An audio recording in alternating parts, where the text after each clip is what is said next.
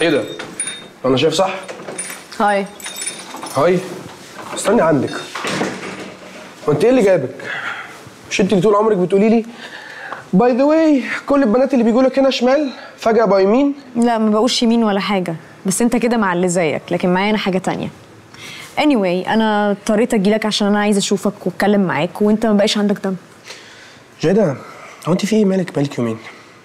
كل شوية عايز اشوفك، عايز اتكلم معاك، عايز اطب عليك انت وصاحبتك. في يا بنتي؟ في ان انت ما بقتش معايا زي الاول.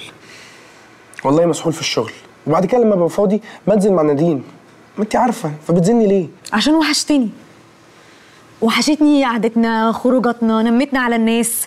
وبعدين انت البني ادم الوحيد اللي انا بتكلم معاه لما بكون مخنوقه او بيحصل لي اي حاجه، عشان انت الوحيده اللي بتفهمني. وحشني كل ده. ايه انا ما وحشتكش؟ اكيد وحشتيني، بس انا مش عارفه اتنفس بجد.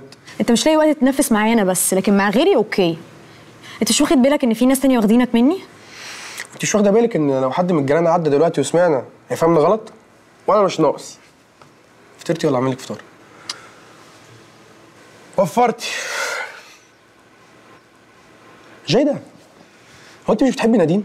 ايه الهبل ده؟ وانا مش هحبها ليه؟ يا جي ده انا عاجنك وخبزك. انت مش هتيجي هنا غير لو في موضوع كبير. هي نادين مضايقاكي في حاجه؟ ضايقتني فين؟ انا اصلا ولا بكلمها. طب ممكن تحاولي تقربي منها؟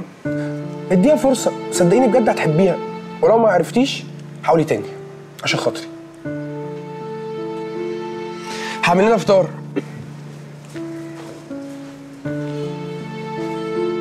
من ساعة ما عرفت إن حسام بيحب نادين وأنا تصرفاتي ما بقتش موزونة، لدرجة خلتني إن أنا أروح له البيت، وده بالنسبة لي مش عادي طبعا.